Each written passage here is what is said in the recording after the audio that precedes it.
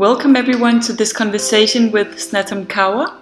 Snatam Kaur is an American-born kirtan singer, a world-famous spiritual singer, musician, and I feel very honored to be able to give you this wonderful conversation with Snatam Kaur on Soul Talk. So enjoy.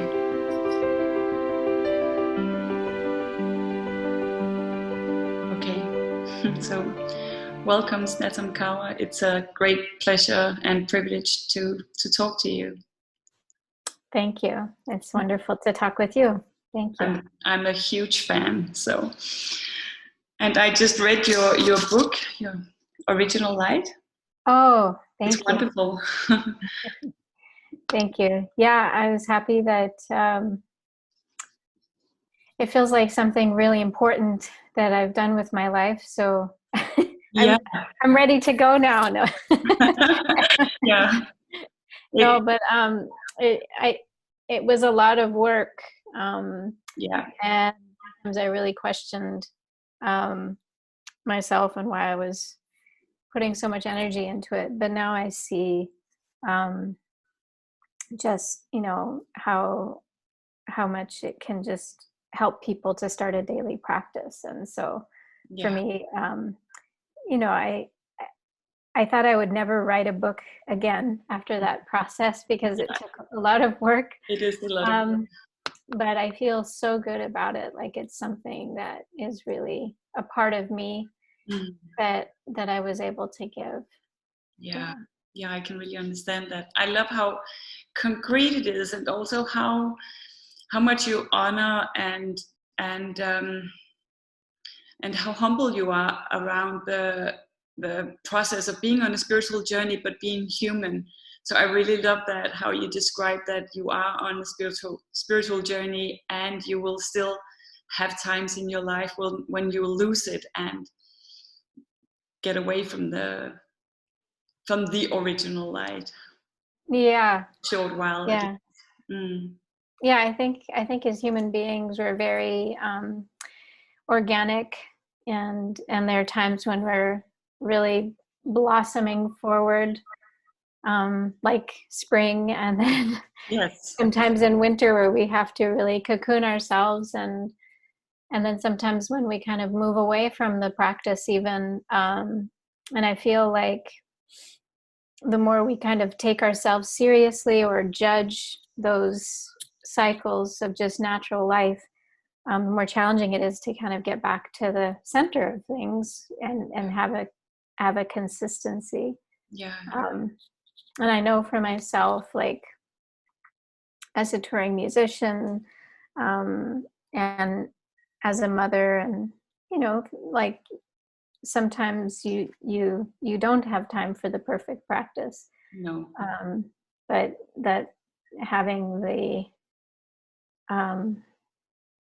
integration of practice into your daily life, having the moments where you can remember to take a deep breath,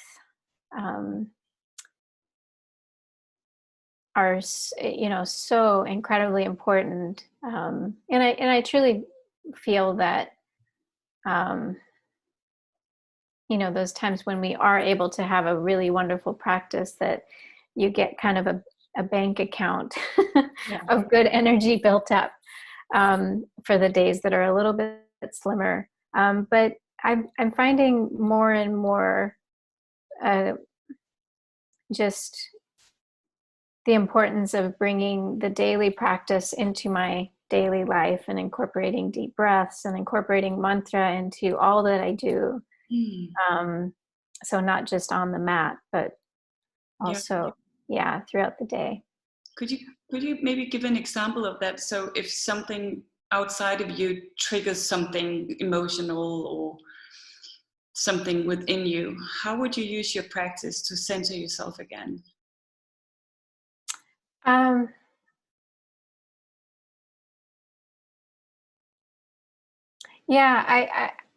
I think that those triggering times, intensities are very real. And I know that we spend a lot of time teaching each other, how to meditate, how to chant, and all of these things are really important. But I think it's really important to teach about those moments of triggering, and so thank you for that question, and it's something that is a journey for me, for sure.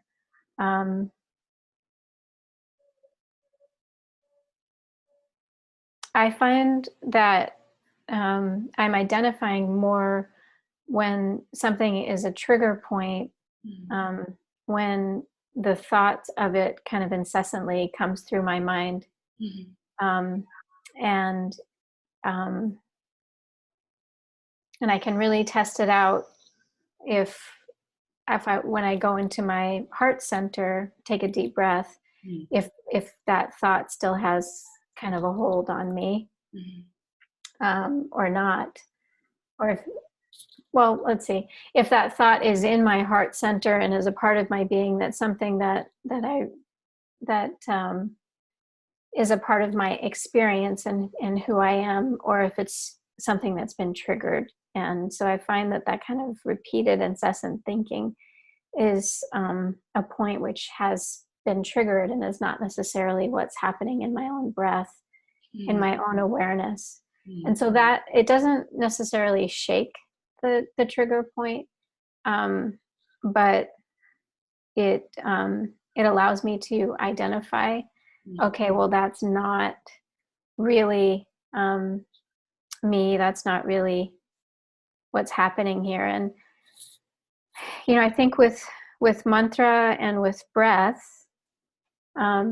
these things bring us back into the heart center, and they allow us to have a stronghold there, and especially gathering together in community with other people and chanting, and having that opportunity to breathe or to share or to be in community also helps to kind of shift out of those trigger points. So I feel like community is really important, and gathering together, not trying to kind of solve all of our problems just like as the single person, but having those opportunities. Sometimes just chanting together in a group can be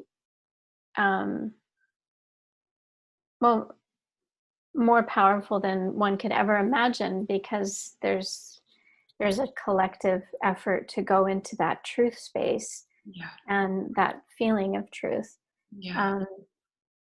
So these are the techniques that have worked for me. And then I also find those triggering thoughts and emotional energies, they have a beginning, a middle, and an end. So they're not the grab and the hold doesn't really last so much. I think what lasts is when we commit ourselves to those patterns by getting involved with them, by speaking them, by acting on them, because then that, in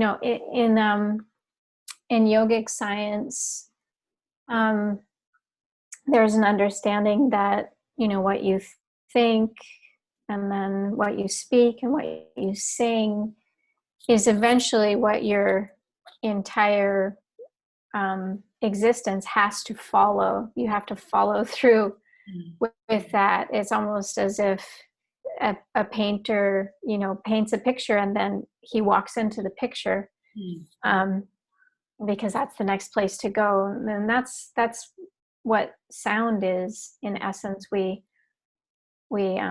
design our own existence and our own new way of proceeding. So the only way that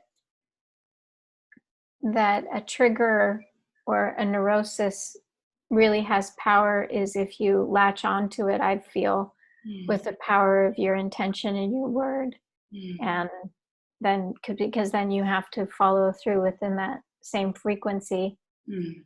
and manifest it, Yeah. on the earth plane. So that's the power of chanting these sacred mantras and chants, is that we latch ourselves onto their sacred vibration and their energy. Mm. And so when you do get triggered, it helps you return back to your heart, or back to your true essence more quickly, and not identify with the triggers. Yes. Mm. Yes. So then you can then identify with the energies that are within the mantra instead, which, these are energies of experiencing infinity within oneself, experiencing truth within oneself, freedom and joy, abundance.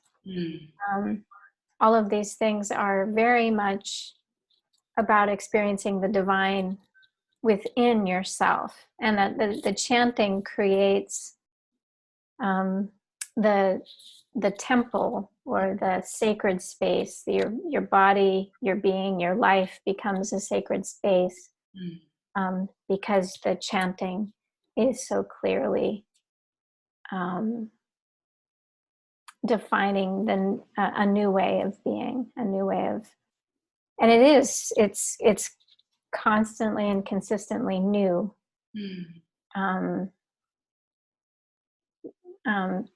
because that's life itself. There's a regeneration and reconfiguration to all the changes of life. But the beautiful thing is that with the mantra, it allows you to reconfigure and change, and always come back to your center. Yeah, it's beautiful. You say somewhere in the book, let God clean you out. And I'm a trained psychologist, and I'm thinking more and more about how we have gotten a lot of the healing work wrong in psychology. Because a lot of the talk in psychology is actually maybe probably enhancing some of the triggerings in our lives. Okay. Yeah. Well, I think that you are the trained psychologist, so I'm just gonna acknowledge that.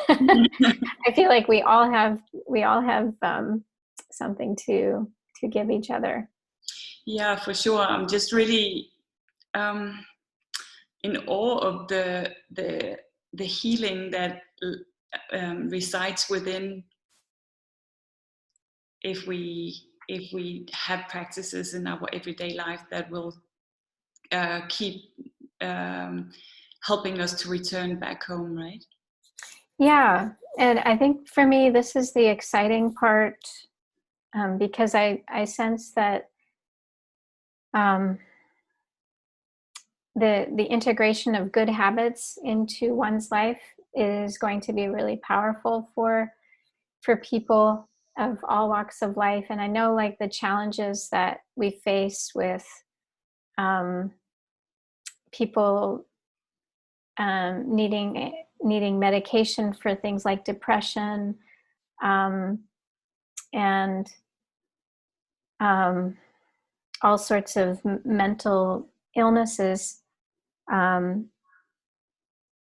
the anxiety and whatnot. That I feel like meditation, mantra practice has a powerful role, because it's all about creating good habits within our lives. And it's kind of the not so exciting news, because it's not something that happens overnight, right? It's going to take somebody needing to have maybe several months of practice, or even several years of practice, before they see a change. But it's effective and real change. And so I'm really encouraged now, as there's so many yoga practices and meditation practices from many different traditions.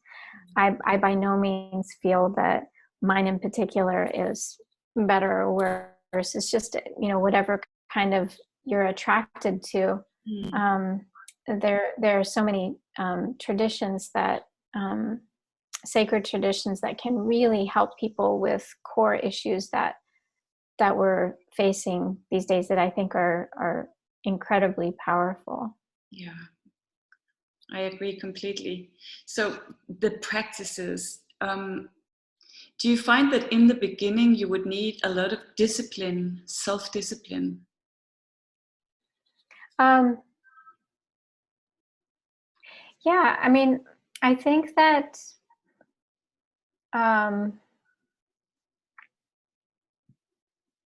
yes and no, because people are usually attracted to the practice because they've had an experience that just feels so good.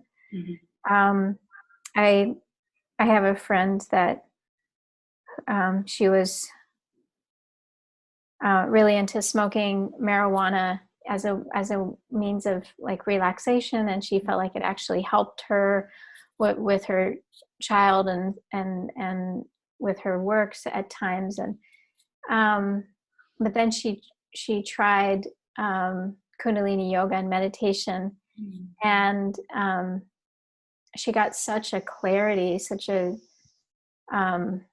good feeling inside that by far surpassed what the marijuana could do for her, because it was like it was something that she could initiate within herself, within her own body, choosing particular movements and chanting. And she just lost the desire for the marijuana because of the experience, because it was so good. And so I feel like that's really the turning point for people. So it's people that are usually attracted to coming to a meditation practice have maybe tried other things, or and they've come to a dead end where it's just nothing is really working for them anymore. Yeah. And then the meditation practice is there for people that are ready for something new and something that integrates their own energies. And so they're not necessarily looking for a quick fix. And there's usually a sensation of like, I really want something in my life to change. So, sometimes these kinds of sensations happen like in a concert, for example, like in a group chanting experience where you have this, which is why I'm very passionate about the concerts, because having 500 or 1,000 people all around you chanting can be an opportunity for people to kind of wake up and say, oh, I this could help me in my life, this kind of chanting or this kind of practice. I also incorporate some breath work into the concerts as well, as much as I can. There's like an awakening that happens within those settings. But certainly it can be challenging to change one's habits. But like I said, people are usually coming at this with like, I really need something different in my life. So the practice itself, for those that are ready for it, because it's like a mutual thing. I'm not going to inspire somebody to do a daily practice and they're going to be kicking and screaming the whole way and not wanting to shift their life. Or there's going to be a mutual agreement, like, wow, I've had enough pain of following my neurosis or following these unhealthy kind of thought patterns, that I'm really ready for something different. So then people are ready to do something like, well, I'd like to wake up early in the morning so I can start my day off with the best energies possible. So that means I need to go to bed early the night before. that means that I'd be much better off eating, early in the evening instead of late. And it'd be much better off if I actually took meat out of my diet because it makes it harder to wake up and feel my body and be in flow. And so all of the changes happen because of a desire to feel better. That's what I find.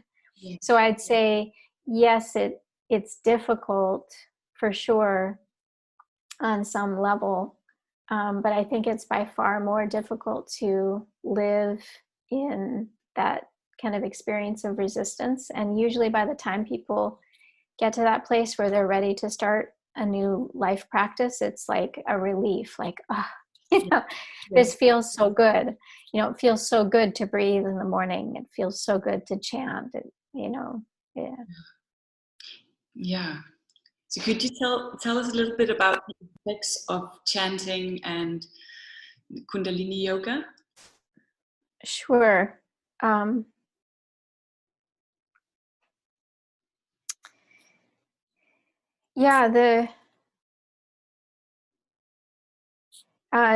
Chanting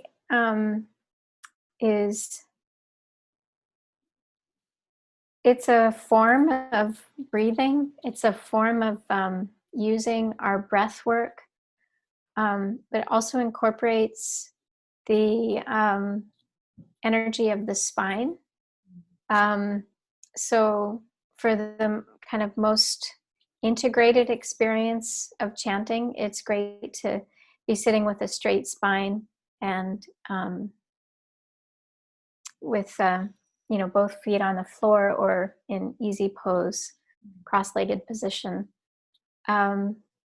where the chanting can flow up through the spinal column.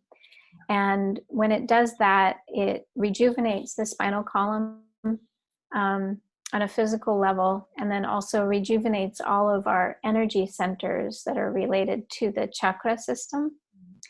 So you have, the first chakra, which is your capacity to eliminate, the root chakra, the earth energy, and this is at the anus. You have the second chakra, which is the element of water and creativity, sexuality. Third chakra at the navel center, which is fire and stability and digestion, being able to digest what we eat, but also life itself. Mm-hmm. And the fourth chakra is the heart center, ether, or the heart center and air, and being able to live in compassion. Fifth chakra is at the throat, which is ether and space, and being able to express ourselves and our truth. Sixth chakra is at the third eye point, and that's intuition. And seventh chakra is at the top of the head, which is our crown chakra.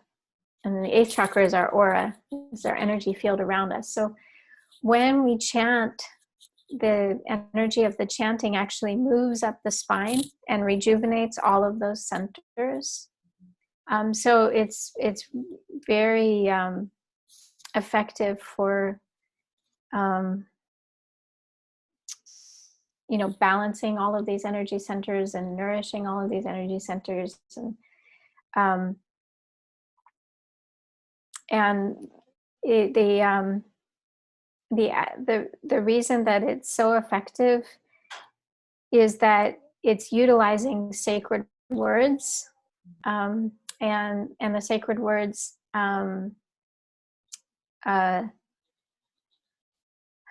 allow the energy to flow.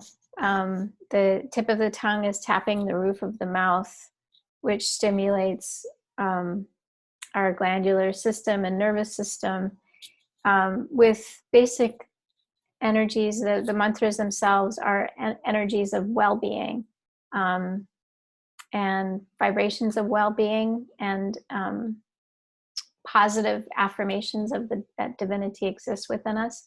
So the body is very willing and very able to spread those positive messages throughout our being. And so I found that in order to really support this energy of mantra moving upwards, that it's very effective to have practiced Kundalini Yoga beforehand. And I would imagine that you could practice other kinds of yoga as well. My experience is within Kundalini Yoga, so that's the one that I'll speak to.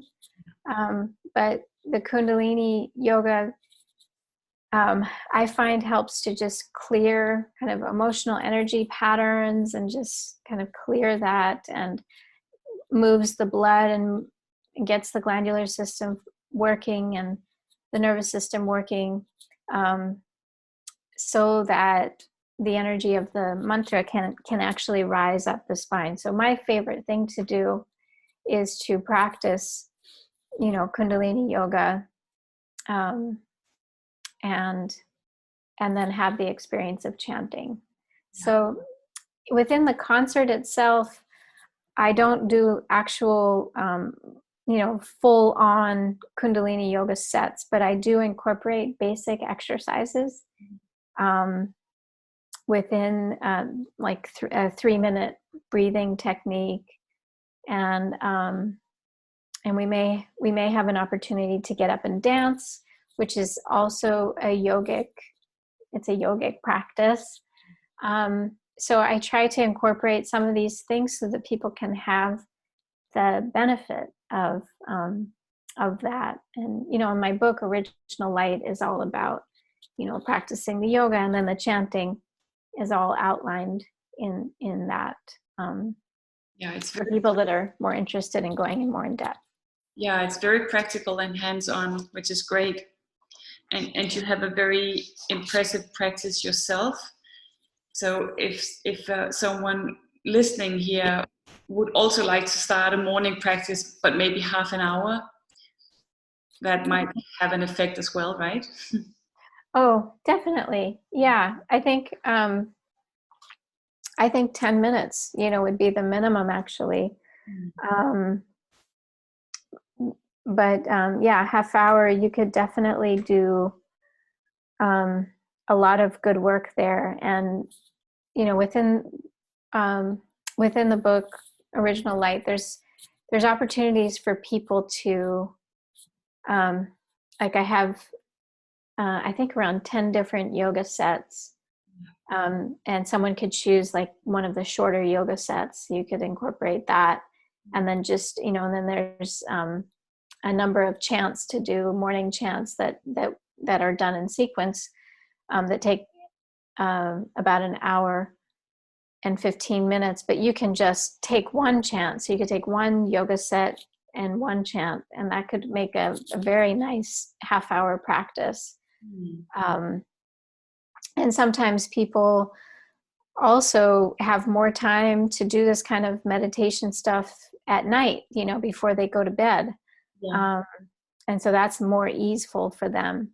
Although I encourage the morning as much as possible, because then you're able to start off the day with good energy. So yeah.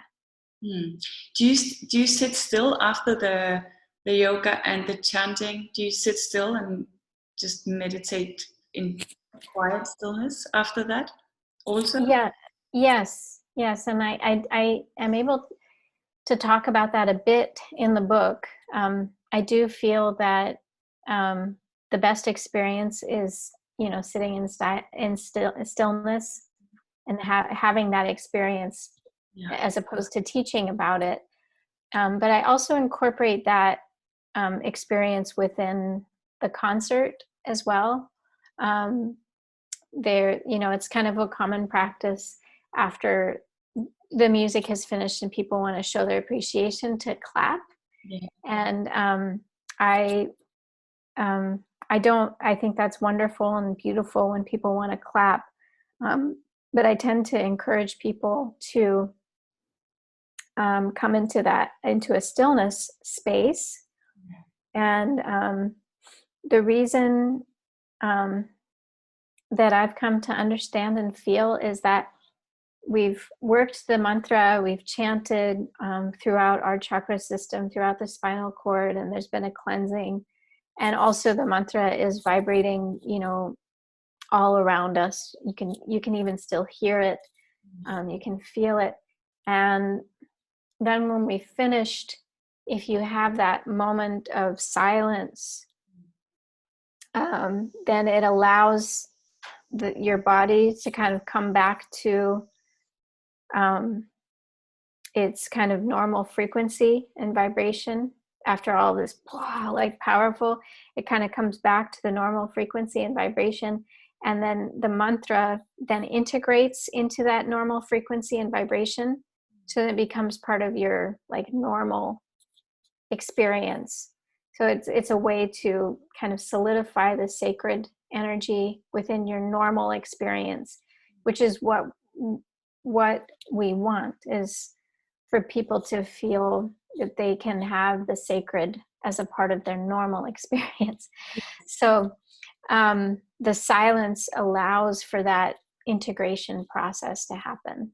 Yeah, that's beautiful, to have that experience of the sacred in the normal everyday life as well.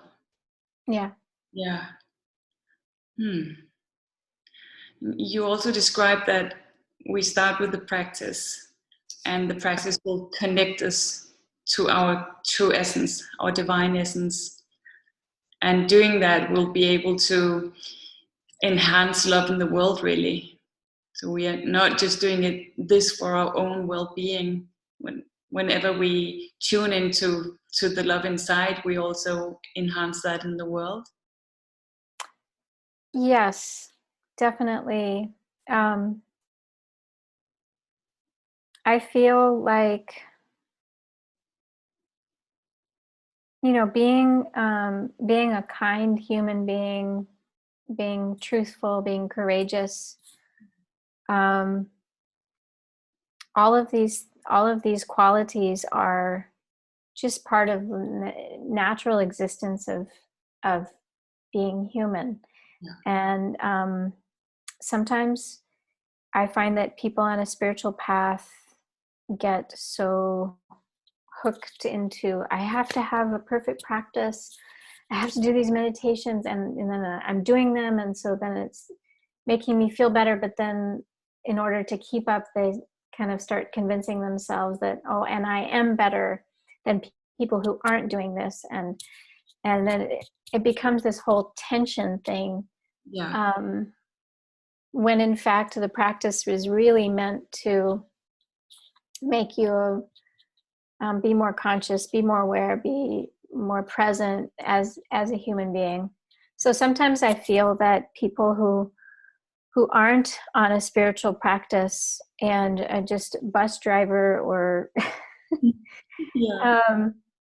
gardener or whatnot are doing much better than all of us that are, I have this perfect practice and I'm going to be happy. And, because the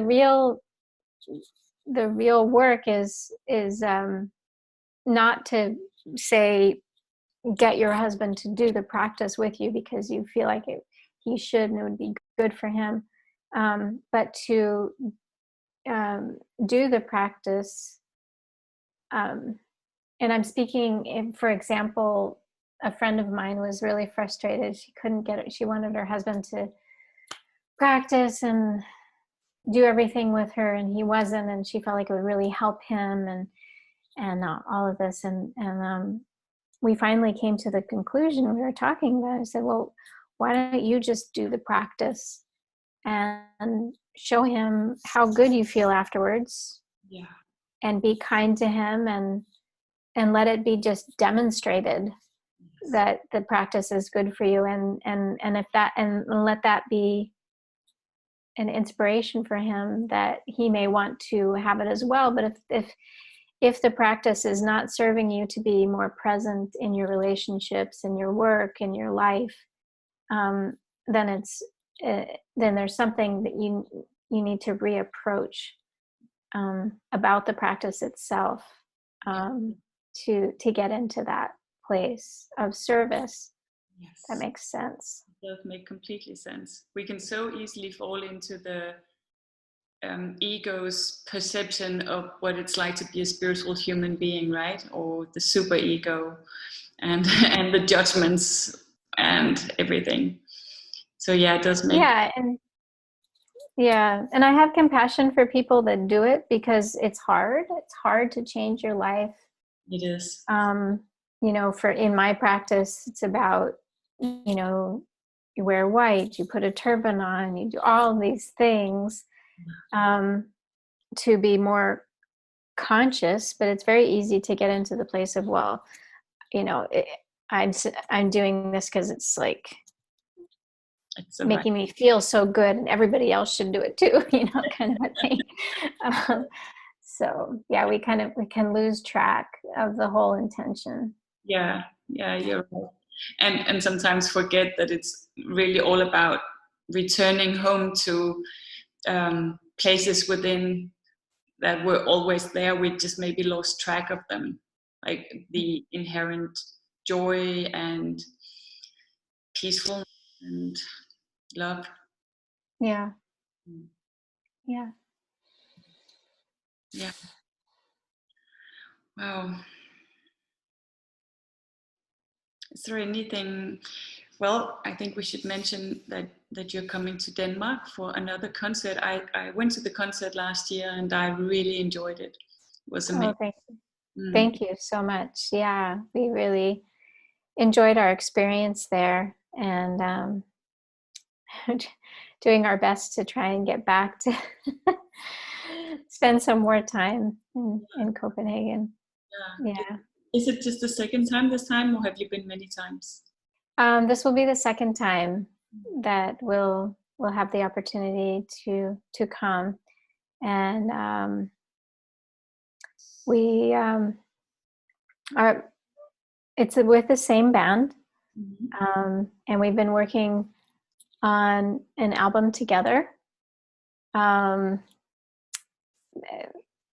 So we've been working together all winter, and I feel really wonderful about our just musical rapport and energy. So I'm looking forward to coming and sharing some of the new chants and that energy of creativity with everyone. I'm really looking to that too. And you could even do one of the chants in Danish, I remember, which was pretty impressive. Yeah. It's difficult. Yeah, jeg kærlighed. We're gonna chant. I hope we chant that again. We'll see how it all kind of flows. Yeah. Yeah.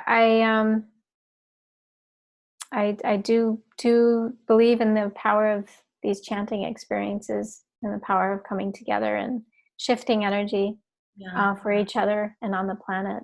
Yes. So yeah, I'm looking forward to coming.